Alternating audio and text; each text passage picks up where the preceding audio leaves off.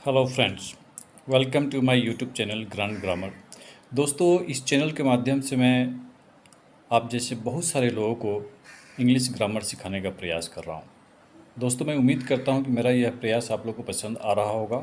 दोस्तों, अगर आप पहली बार इस चैनल को देख रहे हैं दोस्तों, तो मैं रिक्वेस्ट करूँगा इसे सब्सक्राइब करके तुरंत बेल आइकन को दबा लीजिएगा और वीडियो के अंत तक ज़रूर बने रहिएगा। और वीडियो के अंत तक देखने के बाद अगर आपको यह वीडियो अच्छा लगे तो शेयर, सब्सक्राइब के साथ साथ कमेंट जरूर कीजिएगा। ओके दोस्तों, तो आज का दोस्तों टॉपिक है use of infinitive with verb to be. आज हम लोग इस वीडियो में इन्फिनेटिव के यूज के बारे में समझेंगे, वर्ब टू बी के साथ में इसका इस्तेमाल कैसे होता है। दोस्तों, वर्ब टू बी को पहले आप समझ लीजिए। दोस्तों, वर्ब टू बी के कई फॉर्म होते हैं। प्रेजेंट टेंस में इसका फॉर्म होता है is, are, am. Past tense में इसका फॉर्म होता है वाज, वेयर। और फ्यूचर टेंस में इसका फॉर्म होता है शैल बी और विल बी। दोस्तों, हमें प्रेजेंट टेंस को लेकर के इस वीडियो में चलना है।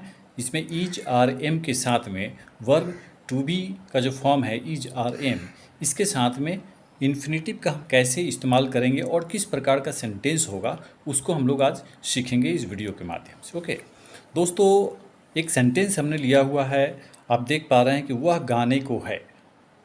आपको यह सेंटेंस थोड़ा सा अजीब लगता होगा, लेकिन बहुत ही प्रचलित वाक्य है, काफ़ी इस्तेमाल में आता है। इसे दूसरे रूप में आप ले सकते हैं या कह सकते हैं वह गाने वाला है। ओके, वह गाने को है या वह गाने वाला है, दोनों का मतलब सेम है।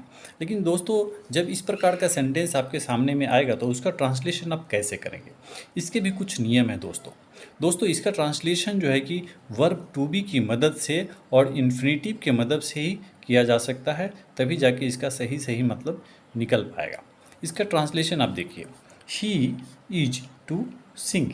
ओके, यह टू जो लगा हुआ है, टू लगा करके क्या होता है, किसी भी वर्ब के पहले टू लगा करके हम इन्फिनेटिव बनाते हैं। आपका सेंटेंस क्या है, वह गाने को है या वह गाने वाला है। ही इज टू सिंग, आपका ट्रांसलेशन दोस्तों कंप्लीट हो जाता है। He is the subject in this sentence. Is आपका वर्ब टू बी का फॉर्म है प्रेजेंट टेंस में, और टू सिंग क्या है, आपका इन्फिनेटिव है। इन्फिनेटिव के बारे में आपने पहले ज़रूर पढ़ा होगा कि वर्ब के आगे टू लगा देने से वह इन्फिनेटिव हो जाता है। ओके, या उसको इन्फिनाइट बनाते हैं। ओके, दूसरा सेंटेंस आप देखिए, तुम त्याग पत्र देने को हो, या दूसरे लाइन में हमने लिखा है तुम त्याग पत्र देने वाले हो। इसका ट्रांसलेशन जब आप अंग्रेजी में करेंगे तो क्या करेंगे, सबसे पहले इसमें देखना है कि सब्जेक्ट क्या है आपका। तुम, जिसकी अंग्रेजी होता है यू, यू जो है कि आपका सब्जेक्ट है, और यू के साथ वर्ब टू बी का जो फॉर्म होता है आर लगता है। ओके, इसके बाद में हमें इन्फिनेटिव को लिखना है to resign. Okay, to resign का मतलब होता है त्यागपत्र देना। यू आर टू रिजाइन, आपका यह ट्रांसलेशन दोस्तों कंप्लीट हो जाता है। यहाँ पे आप देख पा रहे हैं कि सब्जेक्ट को हमने लिखा है पहले यू, देन आपका वर्ब टू बी का फॉर्म लिखा गया है प्रेजेंट फॉर्म में आर, टू रिजाइन, ये आपका जो है कि इन्फिनेटिव है। ओके, आपका यह सेंटेंस जो है कि दोस्तों कंप्लीट हो गया। एक अगला सेंटेंस लेते हैं। अगले सेंटेंस में आप देख पा रहे हैं कि गाड़ी आने को है या गाड़ी आने वाली है। इस सेंटेंस का ट्रांसलेशन आप कैसे करेंगे, यहाँ पे आपका सब्जेक्ट क्या है, the train. The train is to come, the train आपका सब्जेक्ट है, इज आपका जो है कि यहाँ पे वर्ब टू बी का फॉर्म है। जैसे कि स्टार्टिंग में हमने बताया था कि प्रेजेंट फॉर्म में इज, आर, एम तीन फॉर्म होते हैं वर्ब टू बी के। द ट्रेन जो है यहाँ पे थर्ड पर्सन सिंगुलर नंबर है, जिसके साथ में इज का इस्तेमाल होता है, और इसके बाद में जो है कि टू कम, यह जो है कि आपका इन्फिनेटिव है। ओके, आपका यह सेंटेंस कंप्लीट हो जाता है और मतलब क्या निकलता है, गाड़ी आने वाली है। दोस्तों, इस प्रकार का जो सेंटेंस है बहुत सारे इस्तेमाल में आते हैं, काफ़ी बोलचाल में या लिखने पढ़ने में जो है कि इसका इस्तेमाल किया जाता है, लेकिन इसके ट्रांसलेशन को सीखना बहुत ज़रूरी है। यह टेंस तो होता है, टेंस के हिसाब से ही चलता है। यहाँ पे जैसे कि हमने प्रेजेंट टेंस के बारे में चर्चा किया है, मतलब यह प्रेजेंट टेंस के दायरे में है, लेकिन जो टेंस का जो ट्रांसलेशन करते हैं उससे अलग हट कर के है। इसको स्पेशली आपको सीख लेना जरूरी है। ओके, अगला एक और सेंटेंस लेते हैं, राम और श्याम जाने को हैं, या राम और श्याम जाने वाले हैं। इसका ट्रांसलेशन आप देख लीजिए, Ram and Shyam are to go. Ram and Shyam, यहाँ जो है गया प्लूरल हो जाता है, थर्ड पर्सन प्लूरल हो गया। सो हमने यहाँ पे क्या किया है, आर को यूज किया है वर्ब टू बी का फॉर्म को। ओके, और उसके बाद में टू गो जो है ये आपका इन्फिनिटिव है। आपका ट्रांसलेशन कंप्लीट हो जाता है और बनता क्या है, Ram and Shyam are to गो।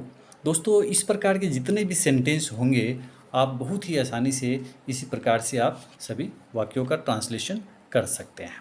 किसी भी प्रकार की दिक्कत हो तो आप कमेंट बॉक्स में आकर के कमेंट करके अपना सवाल हमसे पूछ सकते हैं, ज़रूर हम उसको पढ़ेंगे और रिप्लाई करेंगे। ओके, सबसे अंत वाले लाइन में जो बॉक्स बना हुआ है इसके अंदर आप देख रहे हैं subject plus am is are plus infinitive लिखा हुआ है। दोस्तों सब्जेक्ट को हिंदी में कर्ता बोलते हैं, एम इज आर ये आपके वर्ब टू बी का फॉर्म है प्रेजेंट टेंस में।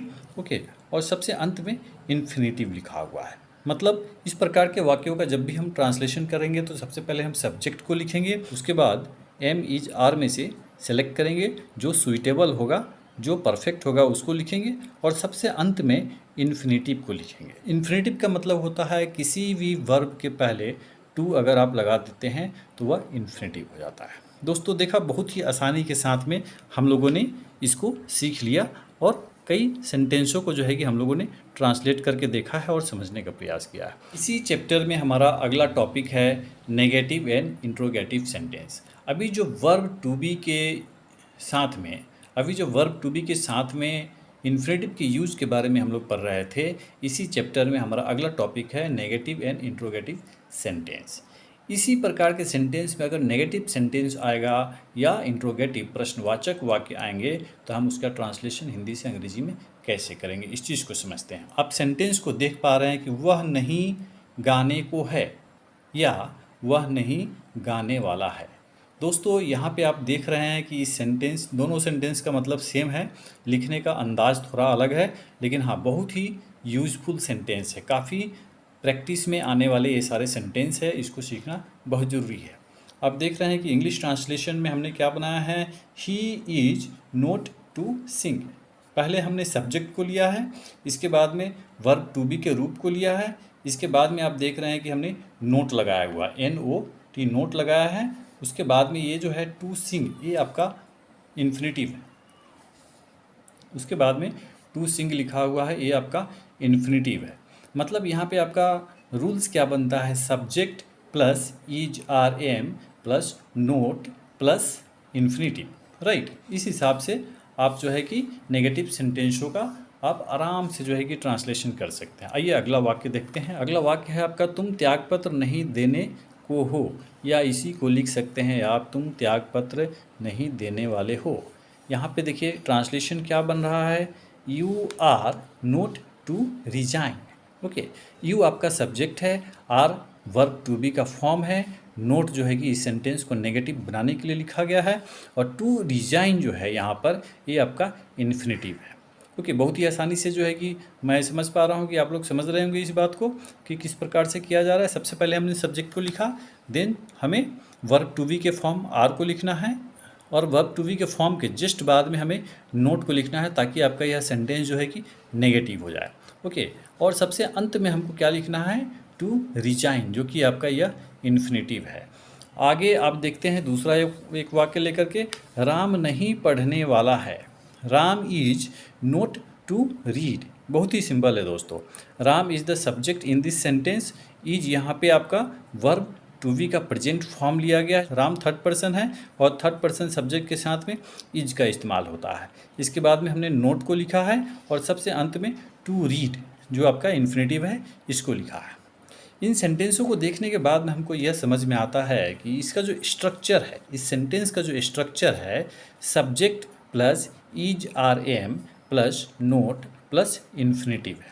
मतलब सबसे पहले सेंटेंस के सब्जेक्ट को लिखा जाएगा, उसके बाद में इज आर एम में से जो राइट होगा, जो सूटेबल होगा अकॉर्डिंग टू योर सब्जेक्ट, उसको लिखा जाएगा, फिर उसके बाद में नोट को लिखा जाएगा, और फिर अंत में इन्फिनिटिव को लिख दिया जाएगा। तो देखा दोस्तों, इस प्रकार के हमेशा यूज में, प्रयोग में आने वाले वाक्यों का हिंदी से अंग्रेजी में कितनी आसानी के साथ में हम लोगों ने ट्रांसलेट किया है। दोस्तों इसी प्रकार का यूनिक वीडियो जो है कि मैं आप लोगों के लिए लेकर के आता रहता हूं। अगर आपको वीडियो पसंद आए दोस्तों तो इसे शेयर ज़्यादा से ज़्यादा कीजिएगा, कमेंट कीजिएगा, लाइक कीजिएगा और साथ ही साथ चैनल को सब्सक्राइब जरूर कीजिएगा। आइए आगे बढ़ते हैं और इस टॉपिक को आगे बढ़ाते हैं। क्या आप जाने को हैं? ओके, अब देखिए यहाँ पे यह प्रश्नवाचक हो गया है। सबसे पहले हमने सिंपल सेंटेंस को बनाया, फिर बाद में नेगेटिव को बना रहे थे, नकारात्मक वाक्य को। अब हमारा प्रश्नवाचक आ चुका है। प्रश्नवाचक में आप देख पा रहे हैं कि क्या आप जाने को हैं। इसी सेंटेंस को आप लिख सकते हैं, क्या आप जाने वाले हैं। दोस्तों यहाँ पे जो ट्रांसलेशन बन रहा है, आर यू टू गो। यहाँ पर देखिए सबसे पहले हमने क्या किया है, वर्ब टू बी का जो प्रेजेंट फॉर्म आता है आपके सब्जेक्ट के हिसाब से आर को हमने लिखा है। इसके बाद में आपका सब्जेक्ट यू लिखा गया है। ओके, देन सबसे अंत में आपका इन्फिनेटिव लिखा गया है टू गो। क्या आप जाने वाले हैं या क्या आप जाने को हैं। Are you to go. आपका यह ट्रांसलेशन दोस्तों कंप्लीट हो गया। आपका अगला सेंटेंस है, क्या वे लोग आने वाले हैं। इसका देखिए सबसे पहले हमने आर को लिखा है, देन आपके सब्जेक्ट दे को लिखा गया है और उसके बाद में टू कम, ये आपका इन्फिनेटिव है। क्या है? इन्फिनेटिव है। सेंटेंस को ध्यान से पढ़िए। क्या वे लोग आने वाले हैं। कौन आने वाले हैं? वे लोग। और वे जो है कि आपका थर्ड पर्सन प्लूरल नंबर का सब्जेक्ट है और इसके साथ में आप पहले से जानते हैं कि आर जैसे वर्ब टू बी के फॉर्म का यूज होता है प्रेजेंट टेंस में। ओके, तो हमने आर को पहले लिया, देन आपका सब्जेक्ट दे को लिखा गया, सबसे अंत में हमने टू कम लिखा है जो कि आपका यहाँ पर इन्फिनेटिव है और आपका आसानी से ट्रांसलेशन हो गया। और अगला सेंटेंस देखते हैं। अगला सेंटेंस है, क्या वे लोग नहीं आने वाले हैं। दोस्तों देखिए इस सेंटेंस में हमने क्या किया है, प्रश्नवाचक होने के साथ साथ नेगेटिव भी है। ओके, यह जो है कि प्रश्नवाचक के साथ साथ में नेगेटिव सेंटेंस भी है, इंट्रोगेटिव होने के साथ साथ यह नेगेटिव सेंटेंस भी है, मतलब प्रश्नवाचक के साथ साथ नकारात्मक भी है। क्या वे लोग नहीं आने वाले हैं। दोस्तों समझने का प्रयास कीजिएगा। इस प्रकार के सेंटेंस जो है कि बहुत ज़्यादा इस्तेमाल में आते हैं। इसका ट्रांसलेशन देखते हैं। सबसे पहले तो यह प्रश्नवाचक है, क्या वे लोग नहीं आने वाले हैं। प्रश्नवाचक है, इसका मतलब है कि जो भी हमारा हेल्पिंग वर्ब होगा, मतलब वर्ब टू बी का जो फॉर्म होगा उसको हम पहले लिखेंगे। तो आर को हमने यहाँ पहले लिखा है, इसके जस्ट बाद में हमने दे को लिखा है जो कि आपका सब्जेक्ट है। यह सेंटेंस जो है कि नेगेटिव भी है, इसलिए दे के जस्ट बाद में, सब्जेक्ट के बाद में हमने नोट को लिखा है ताकि यह नेगेटिव भी हो जाए। और सबसे अंत में टू कम लिखा हुआ है, टू कम, जो कि यहाँ पर इन्फिनेटिव है। सेंटेंस क्या बनता है, are they not to come. क्या वे लोग नहीं आने वाले हैं। दोस्तों देखा ना कितनी आसानी के साथ में जो है कि हम लोग ट्रांसलेशन को आगे करते हुए जा रहे हैं। दोस्तों सबसे नीचे बॉक्स के अंदर जो बना हुआ है, सबसे पहला वाला जो फार्मूला है, is are am plus subject plus infinitive, यह जो है कि आपका इंट्रोगेटिव सेंटेंस के लिए है, प्रश्नवाचक सेंटेंस के लिए है। ओके, और दूसरा वाला जो है आपका is are am plus subject plus not plus infinitive, यह जो है कि आपका प्रश्नवाचक के साथ साथ नकारात्मक जो सेंटेंस होंगे हिंदी में, उनको अंग्रेजी में ट्रांसलेट करने के लिए। आप देख पा रहे हैं कि is are am plus subject plus infinitive. Second वाले में is are am plus subject और सब्जेक्ट के बाद में हमने यहाँ नोट लगा दिया है। ओके, जो कि आपके सेंटेंस को प्रश्नवाचक के साथ साथ नकारात्मक भी बनाता है, नेगेटिव भी बनाता है। और सबसे अंत में आपका इन्फिनेटिव जो भी रहेगा वह लिखा जाएगा, आपका जो है कि ट्रांसलेशन करेक्ट हो जाएगा। ओके दोस्तों, अब इस सेंटेंस को देखिए। नंबर 1 सेंटेंस हमने लिखा हुआ है, तुम कब जाने वाले हो। दोस्तों इस सेंटेंस में आप देख रहे हैं कि कब एक जो है कि प्रश्नवाचक शब्द होता है, कब जाने वाले हो। यहाँ पे आपको जवाब के तौर पे कुछ ना कुछ समय बताना होगा कि मैं कल जाने वाला हूँ, 1 घंटे के बाद जाने वाला हूँ या आधे घंटे के बाद जाने वाला हूँ। यह प्रश्नवाचक है। ओके, अगर इस प्रकार का जो है कि सेंटेंस होगा और आपका वर्ब टू बी के साथ में इन्फिनेटिव का भी इस्तेमाल करना है तो उसका ट्रांसलेशन कैसे होगा, आइए देखते हैं। जब भी इस प्रकार के शब्द आपके सेंटेंस में होंगे तो उनकी अंग्रेजी को हम पहले लिखेंगे। कब की अंग्रेजी क्या होता है, व्हेन। हमने व्हेन को पहले लिखा और व्हेन लिखने के जस्ट बाद में इज आर एम में से जो भी परफेक्ट होगा, जो भी सूटेबल होगा according to your subject of the sentence, उसको लिख दिया जाएगा। तो हमने आर को लिखा है क्योंकि आपका सब्जेक्ट यू है और यू के साथ में आर लगता है। ओके, और आर के बाद में हमने सब्जेक्ट यू को लिख दिया है और इसके बाद में हमने क्या किया है, टू गो, जो कि आपका इन्फिनेटिव है, इसको लिखा है। आपका सेंटेंस ट्रांसलेट हो गया और बनता क्या है, when are you to go, आप कब जाने वाले हो। ओके, अगला सेंटेंस देखते हैं। वे त्यागपत्र क्यों देने को हैं या देने वाले हैं, दोनों रूप में जो है कि यह सेंटेंस आपका सही है। और इन वाक्य का जो है कि और इस वाक्य का हिंदी से अंग्रेजी में जब हम ट्रांसलेट करेंगे तो क्यों, यहाँ जो शब्द है इसकी अंग्रेजी होता है वाई, और वाई को हम पहले लिखेंगे और इसके बाद में हम वर्ब टू बी के फॉर्म को लिखेंगे, जो कि आपके सब्जेक्ट के हिसाब से आता है। आपका सब्जेक्ट है दे, वे त्यागपत्र क्यों देने को हैं, वे की अंग्रेजी होता है दे और दे आपका सब्जेक्ट है, इसलिए वाई के जस्ट बाद में हम आर को लिखेंगे और इसके बाद में हम सब्जेक्ट को लिखेंगे, जो कि आपका दे सब्जेक्ट है। और सब्जेक्ट के बाद में हम क्या करेंगे, इन्फिनेटिव को लिखेंगे, टू रिजाइन, वे त्यागपत्र क्यों देने को हैं, why are they to resign. दोस्तों आपका यह सेंटेंस जो है कि ट्रांसलेट हो चुका है। मैं उम्मीद करता हूं कि आप लोग को समझ में आ रहा होगा। अगर किसी प्रकार का जो है कि कन्फ्यूजन होगा तो दोस्तों तुरंत आप हमें कमेंट कीजिए, मैं ज़रूर आपके कन्फ्यूजन को दूर करने का प्रयास करूंगा। ओके, अगला सेंटेंस है, वह कब कार खरीदने वाला है। दोस्तों इन सेंटेंसों को देखिए कितना ज़्यादा आप इसका हमेशा अपने जीवन में इस्तेमाल करते हैं, और मिला करके देखिए क्या अब तक आप जो है कि सही ट्रांसलेशन कर रहे थे इसका। अगर नहीं तो इससे अपने ट्रांसलेशन को आप तुरंत करेक्ट कर लीजिए। दोस्तों आपका ट्रांसलेशन बनता है व्हेन, कब की अंग्रेजी को पहले लिखेंगे, मतलब प्रश्नवाचक शब्दों की अंग्रेजी को हम सबसे पहले लिखेंगे शॉर्ट में। देन क्या होगा, आपका जो है कि ईज आर एम में से, जो कि आपके सब्जेक्ट के ऊपर में डिपेंड करता है। यहाँ सब्जेक्ट है ही और ही के साथ भी ईज लगता है, सो हमने यहाँ ईज लिखा है और इसके बाद में जो है कि हमारा सब्जेक्ट ही लिख दिया जाएगा। और उसके बाद जो है कि आपका टू बाय, ये क्या है, इन्फिनेटिव है। ओके, और सबसे अंत में है आपका ऑब्जेक्ट ए कार, वह कब कार खरीदने वाला है, when is he to buy a car. Okay दोस्तों आपने देखा ना बहुत ही आसानी के साथ में कैसे ट्रांसलेट हो गया। ओके, और इसी प्रकार के सेंटेंसों का जब हम नेगेटिव बनाएंगे दोस्तों, तो आइए देखते हैं नेगेटिव सेंटेंसों को हम हिंदी से अंग्रेजी में कैसे बनाएंगे। आपका सेंटेंस क्या है, आप मेरी मदद क्यों नहीं करने वाले हैं।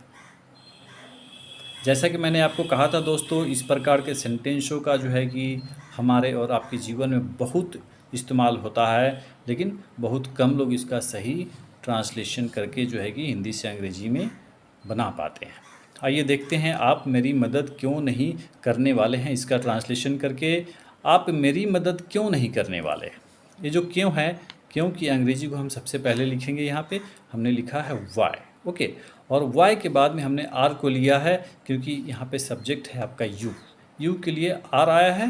ओके, और इसके जस्ट बाद में हम आपके सब्जेक्ट यू को लिख देंगे और यू लिखने के बाद में हमें नेगेटिव बनाना है इस सेंटेंस को, सो आपके सब्जेक्ट के बाद में नोट लिखा जाएगा और उसके बाद में आपका जो है कि इन्फिनेटिव लिखा जाएगा, टू हेल्प। ओके, और अंत में मी लिखा गया है जो कि आपका ऑब्जेक्ट है। सेंटेंस क्या था आपका, आप मेरी मदद क्यों नहीं करने वाले हैं, why are you not to help me.